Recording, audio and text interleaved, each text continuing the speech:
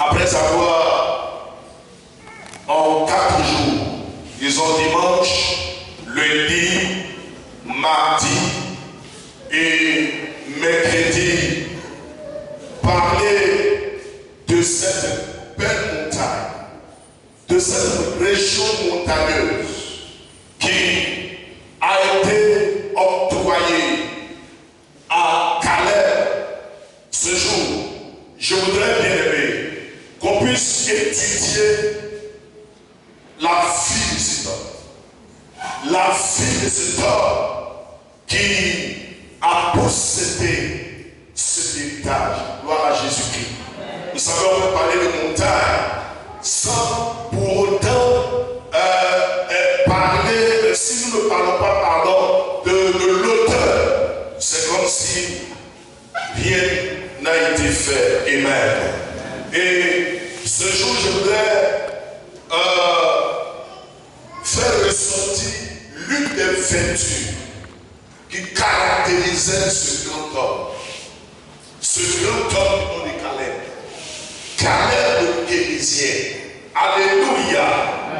Il y a plusieurs vertus. À chaque fois que je serai avec vous, nous allons, au travers de ce texte, faire sortir les vertus, les qualités de cet homme avait. Gloire à Jésus. Dieu n'a pas donné cette montagne à n'importe qui. Je précise, frères et sœurs, que cette région montagneuse qui s'appelait à l'époque Yedjat Abba, qui a été revendiquée par Caleb et qu'il a possédée, elle est devenue plus tard Hébron. Mais je tiens à vous dire, frères et sœurs, que c'était un endroit stratégique.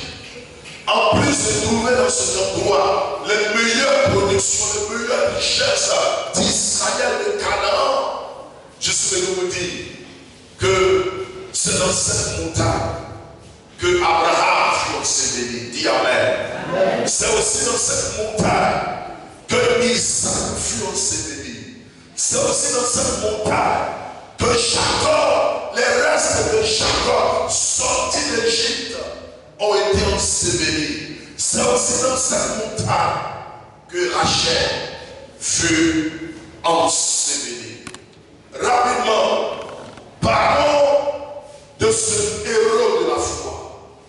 Parlons de ce grand homme. Pourquoi étudier cet homme? Vous savez, la Bible déclare que ces choses nous sont enseignés pour nous servir d'exemple. Alléluia. Et quand on parcourt Hébreux, le chapitre 11, nous remarquons qu'il y avait des hommes et des femmes de foi. L'apôtre Paul pouvait dire, soyez les imitateurs, comme moi aussi je le suis de qui? De Christ. Alors, en étudiant sa vie, on sort enrichi. Et je veux même dire qu'on sort comme on sort un. Alléluia. Car cet homme qui a accompli des choses extraordinaires. Rapidement, en 6 points, nous allons connaître qui était cet homme. Premièrement, son nom Caleb signifie chien. Pourquoi est-ce que son père et sa mère l'ont appelé chien? Certaines théologiens disent que ce n'était pas un chien de souillure, mais plutôt un chien de garde. Dites Amen. Alléluia. Deuxième information concernant Caleb, c'est qu'il était de la tribu de Juda. Son père s'appelait Jephuné et il était descendant de Kenaz. On peut vérifier cela dans Nombre 32, le verset 12. Nombre, le chapitre 32, le verset 12. Nombre 32, le verset 12.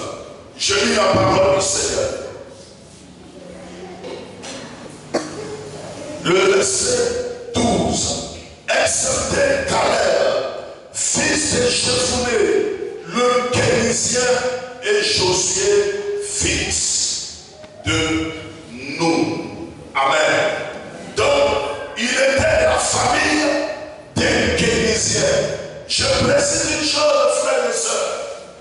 Caleb n'était pas juif. Caleb n'était pas israélite. Caleb sa famille faisait partie des intrus qui ont suivi Israël lorsque ce peuple a sorti de l'Égypte. C'était quoi? Un guérisier. Amen. Troisième chose, il est né en Égypte sous l'esclavage.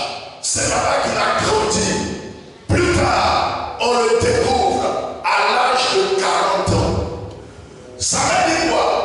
Quand Israël sortait de l'Égypte, où Dieu, au moment où le Seigneur se révélait à Israël comme étant le Dieu de rédemption, le Dieu de puissance, le Dieu de gloire, le Dieu de bonté, au moment où on parlait des exploits, au moment où Moïse demandait à Josué de préparer une armée pour aller combattre Amalek, dans Exode chapitre 17, le nom de Caleb n'avait jamais été mentionné. C'est à 40 ans, après la sortie, que son nom fut la première fois mentionné, et c'est dans Nombre 13, le verset 6. Gloire à Dieu. Quatrième information le concernant, il a fait partie des 12 espions envoyés par Moïse. Mes amis, à chaque fois que je lis ce passage, je me pose la question de savoir si je peux aussi remplir les obligations du Seigneur. Moïse avait reçu l'ordre du Seigneur d'envoyer 12 personnes à aller espionner le pays de Canaan, le pays où ils allaient habiter. Et choisir 12 personnes dans 2 millions de personnes, ce n'était pas facile. Et quand il s'est adressé à la tribu de Juda, parce qu'il devait prendre une personne par tribu, à la tribu de Juda, il leur a demandé de lui donner une personne. Et la Bible nous dit qu'ils étaient 74 000 dans cette tribu. Et parmi les 74 000 personnes, c'est Caleb ils ont fait sortir. Alléluia. Pour dire pour cette expédition, nous, tribu de Juda, nous te confions Caleb. Est-ce que je parle à quelqu'un? Ce soir, je suis venu nous poser la question. Si le pasteur ou bien le Seigneur pouvait demander aux responsables des tribus de faire sortir une personne qui allait le représenter valablement à l'évangélisation ou bien à une prédication, est-ce qu'on peut en trouver dans cette église? Gloire à Jésus. Parmi 14 000 personnes, c'est lui que ce groupe-là a choisi. Cinquième information concernant, c'est qu'il était avec Josué, l'un des rares à être sorti d'Égypte, à qui Dieu a permis d'entrer à Canaan. Je le disais tout à l'heure, ils étaient 2 millions à sortir de l'Égypte, avec la promesse d'entrer à Canaan. 2 millions. Et ils ont passé 40 ans dans le désert avant de posséder le territoire. Mais mes amis, 1 998 000 personnes sont mortes, excepté Caleb et Josué et les enfants qui sont nés dans le désert. Est-ce que vous m'entendez? Ça veut dire quoi? Les seules personnes qui ont vu l'Égypte et qui sont pu rentrer à Canaan, ce sont ces 2 personnes. Tous ceux qui les ont suivis, c'est des gens qui sont nés dans le désert. C'est des gens qui n'ont jamais vu l'Égypte. Alléluia! Si on peut le vérifier dans le Nombre 14, le verset 30 à 38. Sixième et dernière information, on ne parle pas trop de ses enfants. Mais dans Josué 15, on nous montre qu'il une fille qui s'appelait Aksa. Et cette Aksa a été plus tard la femme du juge Othniel. Gloire à Jésus. Je dis gloire à Jésus. Alléluia. Alors ce soir, en étudiant la vie de cet homme, je remarque que cet homme avait plusieurs qualités. Des qualités que nous devons imiter, des vertus que nous devons poursuivre. La première qualité, et c'est sur ça que nous allons nous arrêter aujourd'hui, c'était sa fidélité vis-à-vis du Seigneur. Que tout le monde dise la fidélité. La fidélité. La fidélité. Caleb a pu posséder Canaan. Caleb est sorti du désert idem et est entré à Canaan. Pourquoi? Parce qu'il était un homme fidèle. Fidèle à Dieu. Alléluia. La fidélité, c'est denrée rare, mais qui génère assez de bénédictions. Alléluia. Notons certaines informations concernant la fidélité. La première, c'est qu'elle fait partie du fruit de l'esprit. Dans le fruit de l'esprit de Galatie 22, l'amour est mentionné, la paix est mentionnée, la patience est mentionnée, la tempérance est mentionnée, la foi est mentionnée, la bonté est mentionnée, la fidélité est mentionnée. Mais il y a aussi la fidélité. Alléluia. Ma prière est que chacun de nous soit fidèle à Dieu. Alléluia. Quelqu'un de ce temps pouvait dire dans le chapitre 18, dans la parabole de la veuve qui est de l'homme inique. À la fin, Jésus pouvait dire, lorsqu'il viendra, est-ce qu'il trouvera la foi sur terre? En d'autres termes, lorsqu'il viendra, est-ce qu'il continuera de trouver des hommes et des femmes fidèles à leurs engagements, fidèles à Dieu, fidèles à la communauté, fidèles à l'œuvre de Dieu, fidèles à la vie de sainteté, fidèles à la vie de prière, fidèles à Dieu. Lorsqu'on les avait envoyés à leur retour, on l'a dit pendant tous ces jours, 10 personnes se sont démarquées négativement. Ils sont venus voir le patriarche Moïse, on dit Moïse. Moïse, nous sommes allés dans le territoire de Canaan, effectivement ce pays existe. Mais Moïse, il nous sera difficile de nous installer sur ce territoire. Et quand on a posé la question de savoir pourquoi, il dit Moïse, là-bas, les produits sont meilleurs. Il y a une production de qualité. Moïse, mais il y a un problème. C'est que les géants, les Kénisiens,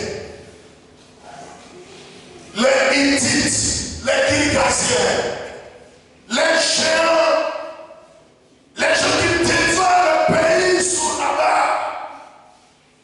Voici leur taille. Ils peuvent même mesurer 3 mètres ou 3 mètres 50. C'est moi-même qui le dis. Et puis, en conclusion, ils disent, Moïse, nous sommes à les yeux comme des souterrains. On est petits comme ça en bas d'eux. Moïse, c'est vrai qu'on parle de David et Goliath, mais ça n'a rien à voir avec cette histoire. Moïse, on est trop cacaba, petit cacaba devant eux. C'est parce que ce sont des hommes qui sont accueillis au combat depuis le bas âge. il lance des flèches. Depuis le bas âge, il soulève des poids. Depuis le bas âge, ce sont des snipers. Depuis le bas âge, ce sont des hommes et des femmes d'élite. Moïse, si on force, Canaan sera notre cimetière. La Bible dit que lorsqu'ils ont les 10 personnes, on donnait ce rapport négatif. Toute l'assemblée d'Israël a commencé à pleurer. Oh! On aurait aimé vivre l'esclavage en Égypte. Là-bas, on mangeait les melons, les concombres, les os. Moïse, ton Dieu nous a envoyés ici pour nous tuer, pour nous détruire. Quel est ce Dieu qui envoie ses enfants dans le désert pour les détruire? Il y en a même qui parlaient de le lapider à cause de ses rapports. Mais Moïse, qui était un homme patient, et avait poursuivi l'Éternel. Vous dites, Seigneur, voici le rapport des 10 personnes sur 12. Qu'est-ce qu'on fait? Et Dieu va dire à Moïse, toutes ces personnes qui ont donné des rapports contradictoires ne vont pas arriver à Canaan. Mais Caleb et Josué qui t'ont dit qu'on peut monter, qu'on peut s'emparer du territoire, sont des personnes de vision, c'est des gens qui ont l'Éternel pour la mourir. Moïse, Caleb et Josué vont monter, mais ces personnes de leur famille verront leur corps déchiqueté dans le désert des oiseaux. Je suis venu dire à quelqu'un ce soir, quelle que soit la taille de ton problème, alléluia, mon Dieu a la capacité de les déplacer. Si quelqu'un est d'accord qui dit amen, quelle que soit la puissance de l'ennemi, mon Dieu a la capacité de les chasser au nom de Jésus-Christ. Quelqu'un a dit que quand tu as trop de problèmes, il appelle ça des problèmes. Même si Dieu veut dire s'il avait des problèmes, Dieu est au-dessus des problèmes. Dis amen. Son nom est non, le Dieu très haut, c'est quoi? Un million. Il est au-dessus des montagnes. Il est au-dessus des problèmes. Il est au-dessus des problèmes. Il est au-dessus des tempêtes. Il est au-dessus de la maladie. Il est au-dessus des difficultés. Il est au-dessus. Pourquoi? Parce qu'il est le Dieu créateur. N'est-il pas celui-là qui amène à l'existence des choses qui ne sont pas comme si elles étaient? N'est-il pas celui-là qui a ordonné à la mer de s'arrêter et à la mer de s'ouvrir et elle s'est ouverte? Qu'est-ce qui est impossible à ce Dieu? Devant ton Dieu, le terme impossible n'existe pas dans son vocabulaire. Est-ce que je peux voir quelqu'un acclamer son Dieu ce soir? Alléluia! Donc Caleb était caractérisé par sa fidélité à Dieu, par son attachement à l'Éternel. Je suis dire à quelqu'un ce soir, sois méchant. Dis amen. Et c'est quand je méditais sur ce c'est là où j'ai compris pourquoi. Vous savez, les noms ont une influence sur les hommes. Dis amen. Je vous ai dit tout à l'heure que son nom signifie quoi? Chien, n'est-ce pas? Quel est l'animal le plus fidèle sur cette terre? C'est qui? C'est qui? Acclamons le chien.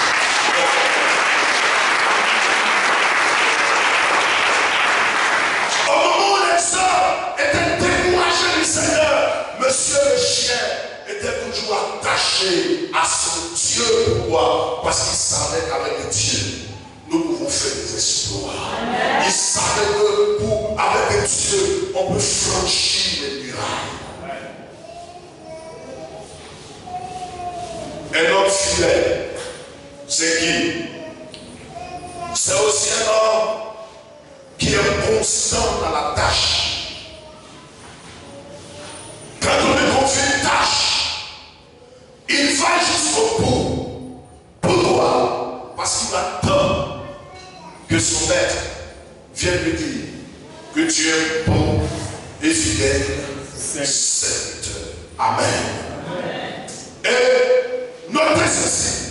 Jésus-Christ, notre Seigneur, est aussi appelé le témoin fidèle. Amen. Ce soir, autre chose sur la fidélité ou la loyauté. Un homme fidèle ou loyal, c'est quelqu'un qui remplit ses engagements. Mes amis, quand on est chrétien, une chose doit nous caractériser. Alléluia. Ce soir, au moment où j'ai préparé le message, j'avais donné rendez-vous à une vieille pour laquelle je devais prier depuis avant-hier. Et je me suis rendu compte que j'ai oublié. Gloire à Dieu. Alors que moi-même, je devais venir prêcher sur moi la fidélité. Amen. Demain matin, je vais réparer cela. Gloire à Jésus. Donc, un homme fidèle, c'est quelqu'un qui remplit quoi? Ses engagements. Un homme fidèle, c'est quelqu'un aussi qui sait tenir ses promesses. Mes amis, Dieu nous regarde souvent avec un œil de miséricorde. Dans le début de notre conversion, quand nous venons, nous disons Seigneur, tu es mon homme. Toi et moi ensemble. Il n'y a pas de Dieu comme toi. Et surtout quand Dieu nous visite un peu. Gloire à Jésus. Les témoignages changent. Mais à un moment donné, lorsqu'il y a une petite tempête, les gens rétrogradent. Les gens reculent. Je suis venu te dire aujourd'hui, frère, que le Dieu qui tu as servi dans ton premier amour n'a pas changé. Dis Amen. La Bible dit qu'il est le même hier, il est le même aujourd'hui, et il est le même éternellement. C'est qui encore un homme fidèle? Un homme fidèle, c'est quelqu'un qui garde son original. Alléluia. De la manière dont tu l'as connu, c'est comme ça qu'il est encore jusqu'aujourd'hui. Gloire à Jésus. Même s'il a vieilli et que son visage est rempli de rides, le caractère demeure le même. Un homme fidèle, c'est quelqu'un qui continue dans les mêmes choses. Gloire à Dieu. Et ce soir, je voudrais vous parler de la fidélité. Les amis, souvent nous demandons des grandes montagnes au Seigneur et nous ne recevons pas. Pourquoi? Parce qu'on ne peut pas continuer dans les mêmes choses. Le raisonnement commence à naître. Dieu même sait que aujourd'hui, là c'est dimanche, mais je vais marcher le dimanche. Dieu même sait que aujourd'hui c'est dimanche, mais il sait que j'ai un souci de loyer. Alors, il faut que j'aille remplir des obligations afin d'avoir des moyens financiers. Mon frère, si ton cœur balance devant le Seigneur, tu ne pourras pas faire partie non seulement des personnes qui héritent des promesses comme Caleb, mais en même temps qui possèdent aussi Canaan. Alléluia. Alors, rapidement, et nous allons prier. Pourquoi est-ce que nous devons être fidèles à Dieu? Pourquoi est-ce que Caleb, malgré tous ces rapports contradictoires des hommes, a toujours voulu demeurer fidèle à son Dieu? D'abord, notez une chose.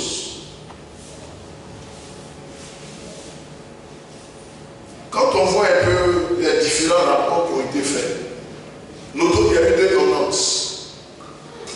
La tendance où il y avait des personnes négatives et puis le groupe des personnes positives. Les gens qui raisonnaient, ils étaient 10. Et ceux qui avaient la foi étaient combien? 2. Si c'est dans une église, dans une communauté, ou bien une réunion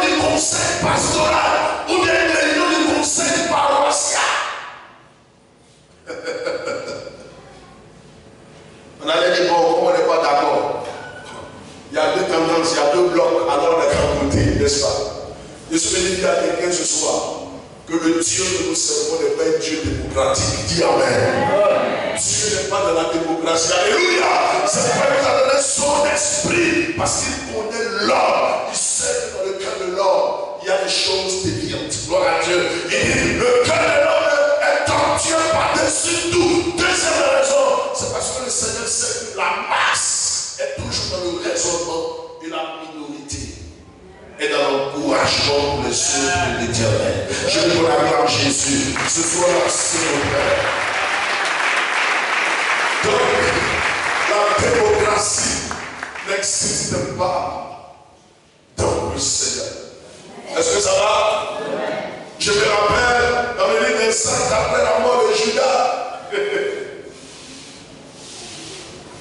Quelqu'un s'est levé et dit, le fils de la péninsule est mort. Nous étions 12 au départ. Et le chiffre 12 est le chiffre des tribus alors. Il est important qu'on puisse trouver quelqu'un pour remplacer Judas.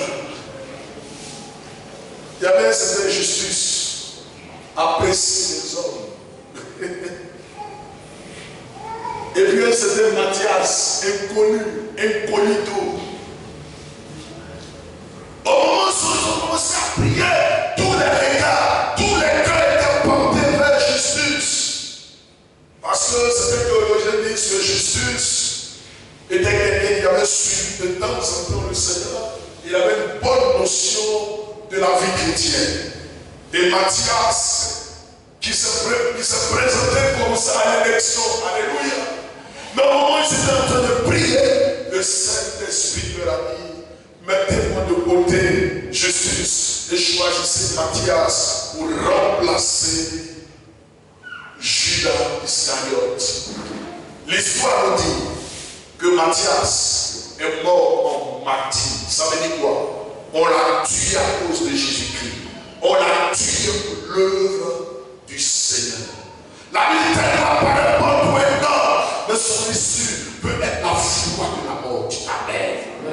Donc, la notion de démocratie n'existe pas en Christ. Rapidement, et nous allons prier.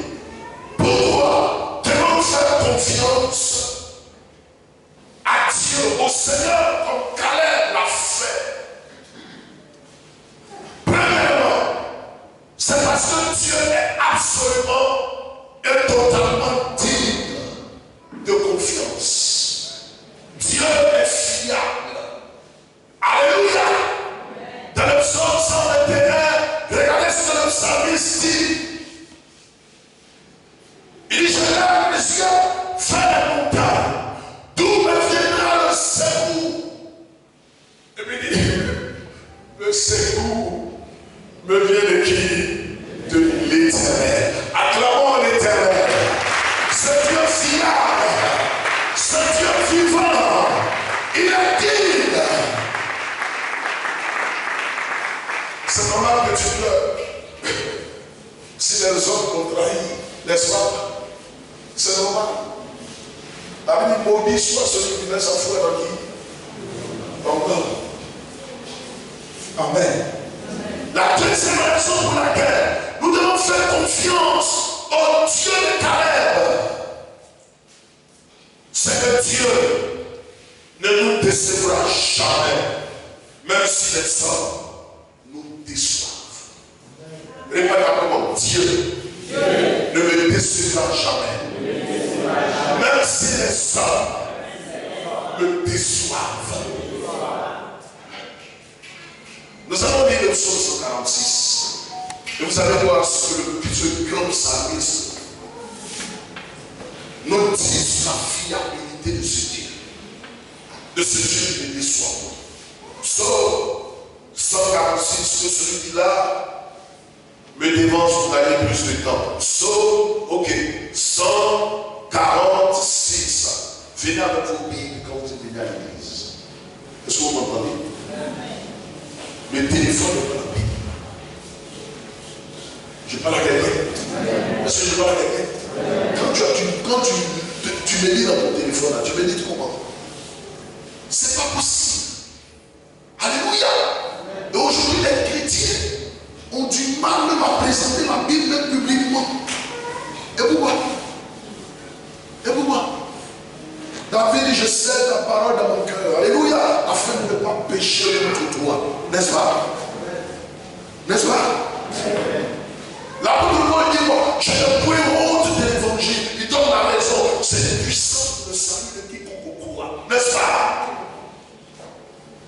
Les mots de la Bible, les paroles, les phrases de la Bible ont la capacité de transformer les hommes. Dis Amen.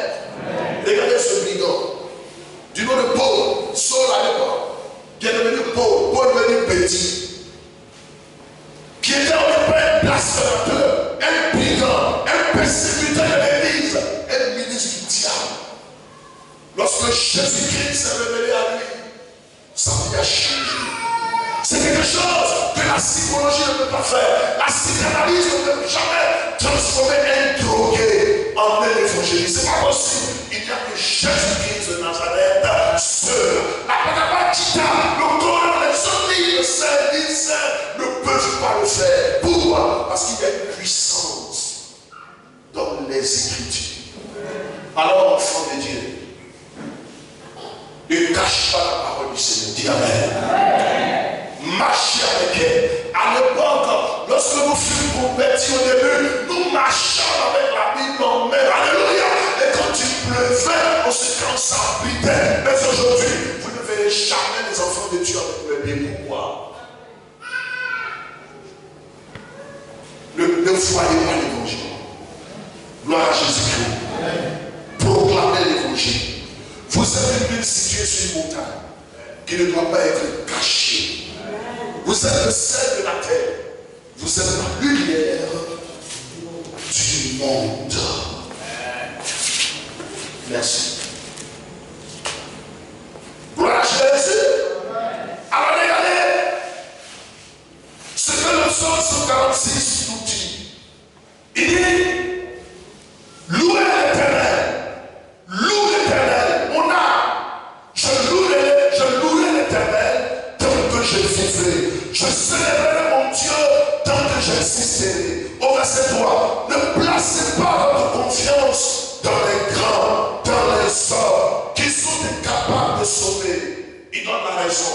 Leur souffle s'en va. Ils retournent à la terre. Et leur projet meurt avec eux.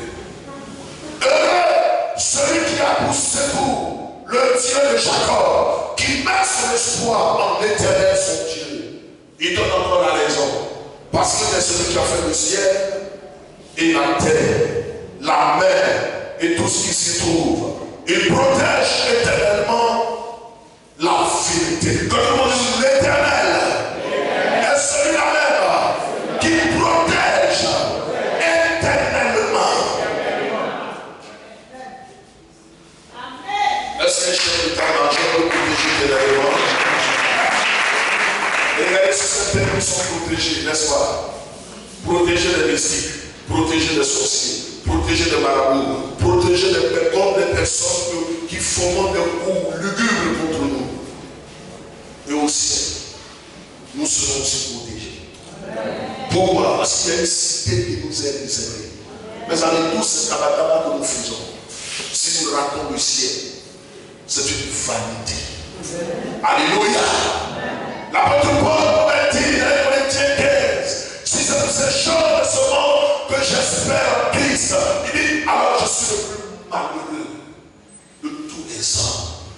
Mes amis, Dieu est celui qui ne déçoit jamais. Jamais et jamais. Je poursuis, il fait droit aux opprimés. Il donne du pain aux affamés. L'Éternel délivre les prisonniers. L'Éternel ouvre les yeux des aveugles. L'Éternel redresse ceux qui sont courbés. L'Éternel aide les justes. L'Éternel protège les étrangers. Dans d'autres pays, les étrangers ne sont pas protégés, n'est-ce pas? On les délivre du cas de séjour. Mais Dieu n'a jamais délivré du cas de séjour à quelqu'un. Regardez cette femme qui était oppressée par sa rivale Pénina. La vertu dans l'âme. Elle avait cherché l'Éternel et Dieu l'a visité. On lui donnait un charmant garçon du nom de Samuel. Après cela, il a composé ce cantique en disant: l'Éternel est celui qui élève et l'Éternel est celui qui abaisse. Tu viens prendre le pauvre pour lui donner trop de partage. Alléluia.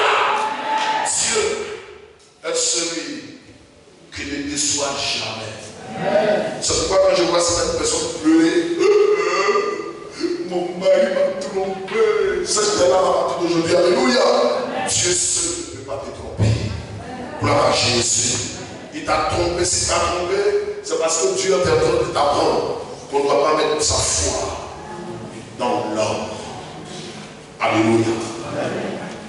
Troisième raison pour laquelle nous devons, bien-aimés, faire confiance à Dieu, au Dieu de Caleb. C'est parce qu'il est autant fidèle à ses promesses de bénédiction. Gloire à Jésus. Mes amis, si tu as promis de bénir, si tu as promis de changer, si tu as promis d'élever, monte, descend. Que les hommes montent ou descendent. Qu'ils signent les degrés contre toi ou pour toi. Alléluia. Même si on monte très bas partout. Ésaïe 55 doit s'accomplir sur ta fiche. Qui dit: sa parole, alléluia, n'est pas notre parole. Ses pensées ne sont pas nos pensées. Et autant les cieux sont au-dessus de la terre, autant ses voix sont au-dessus de nos voix. Il avait fait une promesse à Élisée de lui donner la double part de l'onction qui était sur son maître Élie. Et je précise que quand Élie montait au ciel, il avait opéré 5 grands miracles extraordinaires. Et après avoir reçu le manteau de son maître, Élisée devait faire 14 miracles, n'est-ce pas? Mais le jour où Élisée mourait, quand nous faisons le décompte des miracles, il était à 13 miracles. Oh, la parole de l'Éternel ne peut jamais le donner à Dieu sans avoir accompli son effet. Alléluia. On l'a enterré quelque part et à côté de la tombe d'Élisée, il y avait une guerre. Et on avait tué un Philistin. Quand ce Philistin a été tué, ses amis pour poursuivre la guerre, pour se débarrasser de lui, ont jeté son corps dans une tour. Oh, c'était dans ce trou-là où Élisée avait été enterré. Gloire à Dieu. Lorsque le corps roulait jusqu'à aller toucher les os d'Élisée, ce corps a été ressuscité. Et pour accomplir ainsi le 14e miracle promis par l'Éternel des armées. Bien-aimé, le Dieu de Caleb est un Dieu fiable. Alléluia. C'est pourquoi ce qu'il avait déclaré à Caleb 45 ans en arrière, il a accompli. En lui donnant quoi? La meilleure montagne, la région montagneuse, là où il y avait le pétélium, là où il y avait de l'or, là où il y avait le diamant, là où il y avait le cobalt, là où il y avait les pierres précieuses. Ce soir, c'était la première vertu. La première qualité qui caractérisait cet homme. Dieu ne l'a pas élevé n'importe comment. C'est parce qu'il avait en lui une bonne réserve. Et cette réserve, c'était quoi? La fidélité. Soyez fidèles. Et vous verrez Dieu se manifester dans votre vie. Soyez fidèles. Fidèles à Dieu. Fidèles à l'église. Fidèles à la prière. Fidèles aux engagements. Fidèles à tout. Et vous verrez le ciel s'ouvrir sur votre tête. Que Dieu nous bénisse. Amen. Nous allons nous lever et nous allons prier. Nous allons prier. Si tu as fait pour Caleb, il peut aussi le faire pour toi. Alléluia. Et il va aussi le faire pour toi. Si tu as promis la guérison, il peut te guérir. Parce qu'il y avait la foi. Le Dieu qui guérit de toutes les maladies. Le Dieu qui guérit de toutes les infirmités. Si tu as promis la bénédiction, il est le Jéhovah Jireh. Le Dieu qui a pourvu au bélier d'Abraham. Alléluia. David l'appelle l'Éternel mon berger. Et David dit: je ne manquerai de rien. parce qu'il est celui qui nous conduit dans de faits pâturages. Acclamons Jésus, acclamons-le. Il est digne de confiance. Tu vas bénir le Seigneur. Tu vas lui dire merci. Merci pour ce message. Et merci pour ce qu'il va faire pour toi. Élevons ensemble la voix. Prions le Seigneur. Prions le Seigneur. Prions. Je veux t'entendre prier. Je veux t'entendre prier. Je veux t'entendre